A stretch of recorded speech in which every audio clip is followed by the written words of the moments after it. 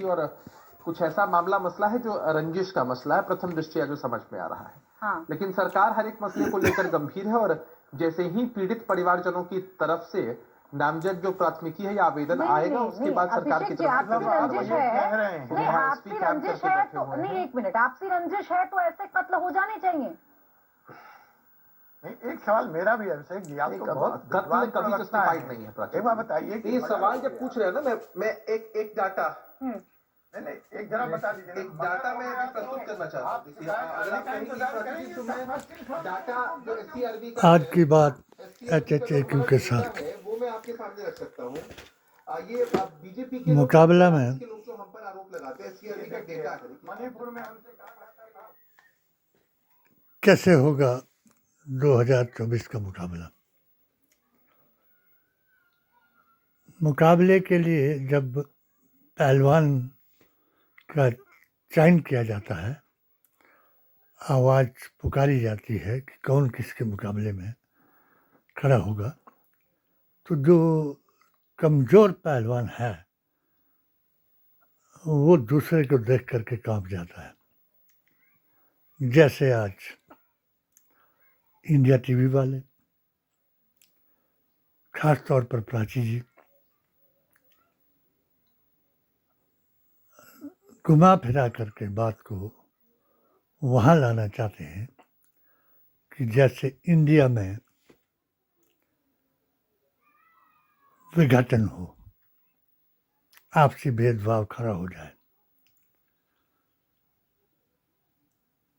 मगर जिन्होंने इस गठबंधन को तैयार किया वो शायद जो जमीन पर लोग हैं, जिन लोगों के साथ उत्पीड़न किया गया, भेदभाव किया गया और जिन्हें कुचल दिया गया, वो सब जान चुके हैं कि मुकाबला कैसे होगा। अब इनके पास एक ही विकल्प था जो आज भी इनका भ्रम टूट गया, जिसके लिए हिंदुस्तान के दानिशमंदों ने, मैं अपने आप को दानिशमंद नहीं मानता, मगर जितना मैं मोदी जी, अमित शाह जी, वेदंती जी महाराज, इंद्रेश जी, मोहन भागवत, इनको भारतीय संविधान, कुरान और अपने नबी के फरमान के मुताबिक जानता हूँ। शायद ही कोई हिंदुस्तान का मुसलमान इन्हें इतना जानता हो। यहाँ मुसलमान जो है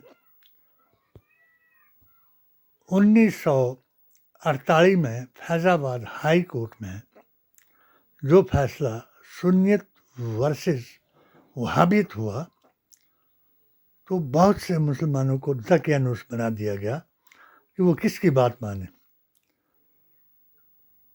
देवबंदी भी सुन्नी है, बरेलवी भी सुन्नी है। हर आदमी को अपना प्रयत्न, हमने भी प्रयास किया कि इनको एक स्टेज पर कैसे लाया जाए। यदि हम इनको एक स्टेज पर लाएं तो अल्लाह के कुरान को कत्ल करेंगे, क्योंकि हक और बातिल का समझौता नहीं हो सकता। यदि हम इनको एक स्टेज पर ना लाएं, इनकी बुराई करते जाएं,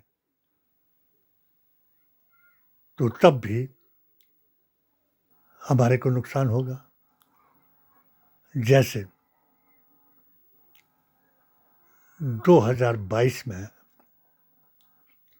इन लोगों के द्वारा हुआ कि जो लोग देवबंदियत, जमीयतुल उलमा हिंद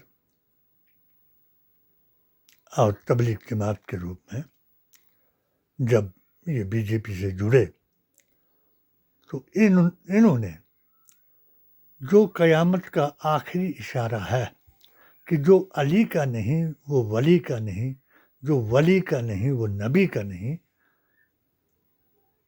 और जो नबी का नहीं उसको जो अल्लाह का हबीब है, जो उसको नहीं पहचानता, जो खुदा के दोस्त को नहीं जानता, तो वो किसका दोस्त है? अब मेरी किताब के मुताबिक एक बात मुझे, जब जिस वक्त मैंने भी मोदी मिशन ज्वाइन किया था, तो बड़े तरतीब से मोदी जी के जो बात है हर एक आदमी समझ नहीं सकता। इनका जो एजेंडा है हर एक आदमी समझ नहीं सकता।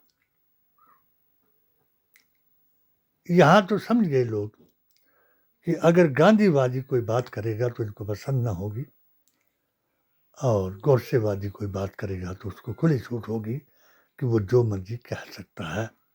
ऐसा ही मैंने अपनी 7 सूत्रीय पिटीशन में इनको लिखा कि आपने पहला चुनाव 3 साल से जीता जब हम लोग आपके साथ मिले।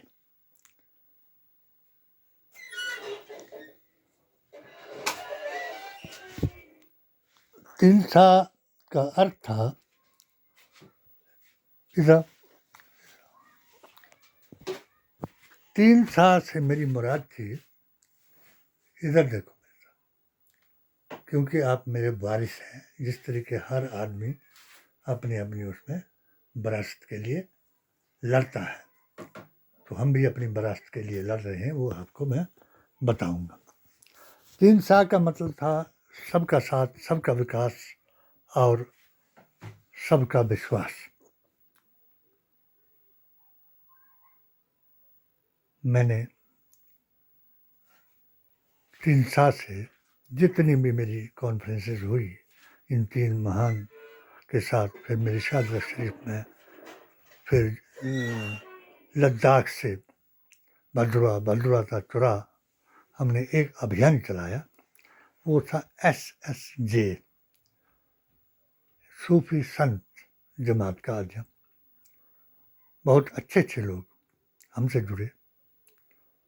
उग्रवाद, आतंकवाद, अलगाववाद करने वालों के घर में भी हम जा करके अपने अकीदे के मुताबिक कुरान और हदीस का बयान किया कि अगर आप मुसलमान हो तो इस बात को मानो कि जो अली का नहीं वो वली का नहीं, जो वली का नहीं वो नबी का नहीं।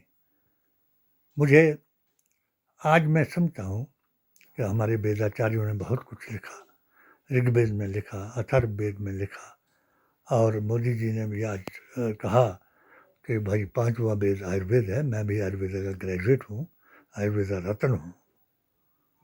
मोदी जी, एक सवाल मैं ये पूछूंगा कि धर्म जो आप कह रहे हैं कि धर्म का ही फर्क हैवान और इंसान में है, अन्यथा आयुर्वेद के मुताबिक 6 रस, 3 धातुएं और 16 वेद समान है। ये सारी दुनिया जानती है कि आयुर्वेद आयुर्वेद ही है, योगा योगा ही है। अगर पूजा पूजा ही है, अगर पूजा का तरीका अपना अपना है तो पूजा केवल वाहिद है जो आपको पसंद नहीं आया। और आपने एक बात कही कि खुदा, यहाँ भी खुदा, वहाँ भी खुदा, यहाँ भी वैसे भी खुदा, वैसे भी खुदा। आपकी मुराद थी कि बाबरी मस्जिद को खुदा, अब ज्ञानवापी को खुदा, अब और खुदा, मथुरा खुदा, काशी खुदा, सबका खुदा। और इस खुदाई से आपका अभिमान, अहंकार और एक ही वर्ग विशेष से नफरत जो है, वो जो मैंने दूसरा चुनाव आपका बताया, जिस वक्त हम बहुत से लोगों ने इस्तीफा दिया कि गाय, गोत्र और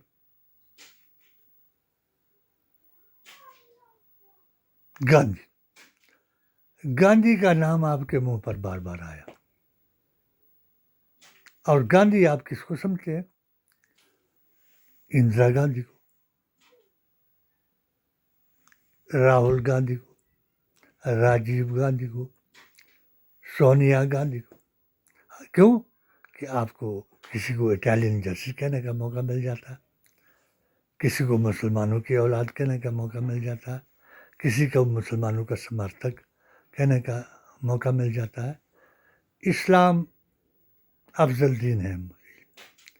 ये दीन जो गुलाम नबी ने बयान दिया, यही बयान उसको लेकर के जाएगा। वो ना कांग्रेस का रहेगा और ना वो कोई पार्टी खड़ी कर सकेगा, क्योंकि जो बयान उसने दिया कि इस्लाम तो 15 साल का है, वो अपने किसी अकाबिर को, पीर मुर्शिद उस्ताद को पूछे कि इस्लाम आदम से पैदा होने के पहले 70,000 साल लिखा गया, अर्श मुअल्ला पर रखा गया। अगर आपको नहीं मालूम है तो किसी आचार्य को पूछना, ऋग्वेद में क्या है, अथर्ववेद में क्या है, पुराण में क्या है, भविष्य पुराण में क्या है, जितनी भी किताबें हैं मैं सबको कुरान मानता हूँ। वेद, पुराण, गीता ग्रंथ और आखिर में आई किताब कुरान, ये सभी कुरान है। अगर जो इंसान है उनके लिए, जो हैवान है वो अपने अपने नाम रखे हुए हैं उन्होंने। गुलाम नबी आज़ाद जी, इस्लाम आदम से है, समझे? आदम सबका बाप है। किसी वेद पुराण में आप तलाश कर लीजिए कि इंसान की बनावट जो 5 तत्वों से हुई, वो सिर्फ कुरान साबित करेगा। 5 तत्वों का पुतला बना करके जिसके बीच में रूह फूंका गया, सिर्फ कुरान साबित करेगा। जिस रूह के ऊपर पश्त में मोहरे नबूवत लगाई गई, सिर्फ कुरान साबित करेगा। मोहरे नबूवत क्या थी कि 1,24,000 पैगंबर उस मोहर को लेकर के आए। इसलिए कुछ दकियानूस मुसलमानों को मेरे कुछ फतवों से इख्तलाफ हो गया कि मैं राम जी को भी अवतार मानता हूँ, कृष्ण जी को भी अवतार मानता हूँ, और जितने भी ब्रह्मा, विष्णु और महेश, कुरान ने साबित किया कि ये तीनों अवतार थे, मेरे संदेश वाहक थे। ये माँ के पेट से पैदा हुए, और सभी ग्रंथों ने भी ये साबित किया कि भगवान जो है एक है, वो अदृश्य है, वो अदृश्य शक्ति है, वो देखा नहीं जा सकता, उसको सुना जा सकता है। किसके जरिए? जो उन्होंने अवतार करके पैगंबर भेजे। अवतार और पैगंबर में भी फर्क है। अवतार अवतार तो एक जानवर भी लेता है, बच्चा लेता है, बूढ़ा लेता है, पशु लेता है, पक्षी लेता है। अवतार 84 लाख योनियों के रूप में जो संसार में जीवधारी आए, उन्होंने अवतार लिया। और नूर अवतार क्या है? कि जिन्होंने उस अदृश्य शक्ति का संदेश पहुंचाया। अब बहुत से मौलाना त्रिशूल की बात कर रहे हैं, बहुत से मौलाना ओम की बात कर रहे हैं। मैंने अपनी किताब में लिखा, ओम अलिफ वाव मीम है। अलिफ अल्लाह, वाव मैंने और, मीम मैंने मोहम्मद। मोहम्मद क्या थे? वो अवतार थे और आखिरी अवतार थे। पहले भी वही, आखिरी भी वही, नूर भी वही, किताब भी वही। और नूर का ज़हूर जब शक्ल इंसानी में हुआ तो बहुत से ऋषि मुनियों ने, आज के युग में जो लोग तुम धर्म की व्याख्या कर रहे हो, अगर इस्लाम की व्याख्या करनी हो तो मैं कांग्रेस को एक और सजेशन दूंगा। पहले भी हमारे 3 सजेशन जो थे, 1.25 लाख औलिया इस मुल्क में दीन लाया।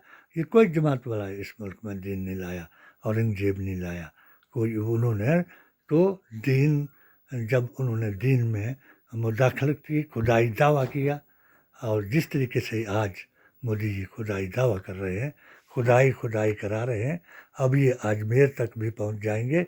और जिस वक्त ये 1.25 लाख वली अल्लाह इनसे ऊपर नाराज़ हो जाएगा, उसी वक्त इनका भी सिंहासन जो है वो खुदाई में। रावण ने तो सभी अपनी मौत को भी अपने उसमें लिया था। तो मैं, ये मेरा एक संदेश है दुनिया के मुसलमानों से, और ये बताऊं मैं कि अब जो इन्होंने होड़ लगाई है, ये प्राची जी आप, मैंने 12 साल हो गए मुझे ये लिखते हुए, और आपसे आपने तो ऐसे ऐसे लोगों को स्टेज पर लाया मुसलमानों को कि जिनको हम उल्लू मानते हैं, कि वो उनको जगाते हो आप, वो तो दिन को जागते नहीं, आप ज़बरदस्ती जगा करके स्टेज पर लाते हो, जो मर्जी कहते जाते हैं। कोई कहता ओम ही भगवान है, कोई कहता ऐसा हो गया, कोई कहता त्रिशूल भगवान हो गया। त्रिशूल जो है ब्रह्मा विष्णु और महेश का एक वो है, और त्रिशूल को अंकित करो आप कागज के ऊपर, वो है अल्लाह। यानी जिन्होंने उस अदृश्य शक्ति का हाथ में पकड़ करके डंडा लगाया और अल्लाह को दिखाया, वो थे ब्रह्मा विष्णु और महेश। महेश के हाथ में जो त्रिशूल थी, वो त्रिशूल जो है वही अल्लाह है। लोगों को बताया कि वो ईश्वर एक है, एका देवो भव है। जिस तरीके से आज आप हिंदू मुसलमान को बांट कर आपने 9 साल गुजार दिए, 10वां साल आपको एक मुश्किल में ले जाना चाहता है। अब आपके साथ कौन रहेंगे? वो लोग रहेंगे कि जिन लोगों को आपने खरीदा हुआ है, या जो लोग कट्टर हिंदुत्व, औरंगजेब की याद, उसने ऐसा किया, उसने ऐसा किया, तो वो बदला लेने के लिए जो बदला ले रहे हैं वो हैं। नाम बदलने से काम नहीं बदलता। काम वही शैतान का जो काम कर रहा है उसका नाम बदल दिया जाए तो वो बदलता नहीं। इसलिए मैं सबसे निवेदन करूँगा कि अब इनका जो कंपन है, तो अगर ये कह देते कि भाई राहुल गांधी हमारे लीडर हैं, तब तो कोई शक नहीं थी कि 1 मिनट में इनको ये नीचा दिखा देते, कि उसको मुसलमान बता देते, या उसको गांधी बता देते, या कुछ भी बता देते, क्योंकि जो कुछ भी कहा, इटालियन बता देते, दूध से रिश्ता लगा देते। मगर मेरी एक सलाह कांग्रेस वालों को ज़रूर रहेगी, आज तक भी मैं देता रहा और मानी गई।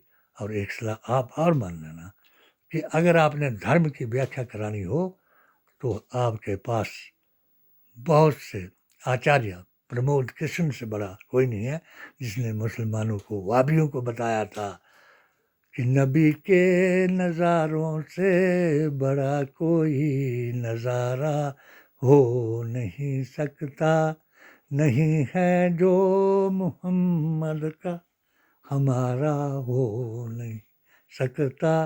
आज हज़रत मोहम्मद मुस्तफ़ा के ऊपर जो हमारी जमात खड़ी हुई है, वो इंशाल्लाह 1.25 लाख औलिया की मदद से कांग्रेस के साथ खड़ी रहेगी। और अगर ये इनके हिंदुत्व को समझ गए हैं, सब लोग हिंदू समझ गए हैं। मैं, मेरे बड़े बड़े दोस्त, अच्छे दोस्त आचार्य भी हैं, वो भी समझ गए हैं कि ये हिंदू तो धर्म नहीं है, ये तो मुगलों का और अंग्रेज़ों का दिया हुआ नाम है, और वो उसी को बदला लेना चाहते हैं, उसी तरीके से जिस तरीके से इन्होंने बांटा 1939 में बांटा। शरिया वर्सेस हिंदुत्व का उस वक्त भी प्रचार चलाया, शरिया उस वक्त जिता दिया। शरिया हो गया उस शराबी का जिसका कोई मजहब ही नहीं था, जिन्ना साहब, उसका बन गया शरिया, और हिंदुत्व बन गया गोडसेबाजियों का। वो कामयाब हो गए उस वक्त शरिया के, क्योंकि अंग्रेज उनकी तरफ थे और उन्होंने देश को तोड़ दिया, और ये अब कामयाब हो जाएंगे। और इनका भी आखिरी जो होगा, कहाँ बनाएंगे ये हिंदू राष्ट्र? हिमाचल में नहीं बना सके। जब हमारा अभियान चला 40 = 40 + 20, इस फार्मूले को जो लोग समझ गए वो अपने हिसाब से, हमारा मकसद है कि 40 आदमी अपनी अपनी कौम में प्रचार करो। हमने 22 करोड़ मुसलमानों को इंशाअल्लाह तबारक ताला वली हिंद की जमात के साथ मिलाने का प्रयत्न किया है, और 22 करोड़ मुसलमान जो है चुपचाप बाहर रहेगा और इनके खिलाफ वोट देगा। मेरे लिए इन्होंने जो भी करवाया किया, वो मेरे वलियों के साये में मैं रहा। मैंने शारजा शरीफ में इस्तीफ़ा दिया था जब मुझे धर्म परिवर्तन के लिए कहा गया। मैं वही जो 16 फतवे लिख करके धर्म परिवर्तन मोदी जी की प्रशंसा करता रहा कि ये कुरान है, ये नबी का फरमान है, ये प्रजातंत्र जो है वो सबसे बड़ा आखिरी फरमान है। जिसको निज़ाम मुस्तफ़ा कहते हैं, जिन्होंने कुर्बानियाँ दी, जिन्होंने कानून बनाए, जिन कानूनों को आज पूरा मुल्क बना रहा है। अगर जो धर्म के नाम पर बना रहा है, शरिया बना रहा है, तो उसको शरिया का पता ही नहीं। तो इसलिए मेरा एक निवेदन रहा कि जो अभी इन्होंने तो डर के मारे अफवाह फैला दी कि आपने सोनिया गांधी का नाम लिया है या सोनिया गांधी ने अपने बच्चों को आगे ला दिया है, वो बहुत अच्छा फैसला उसका, क्योंकि उसको तो इटालियन के क्या करके ये हटा देते थे।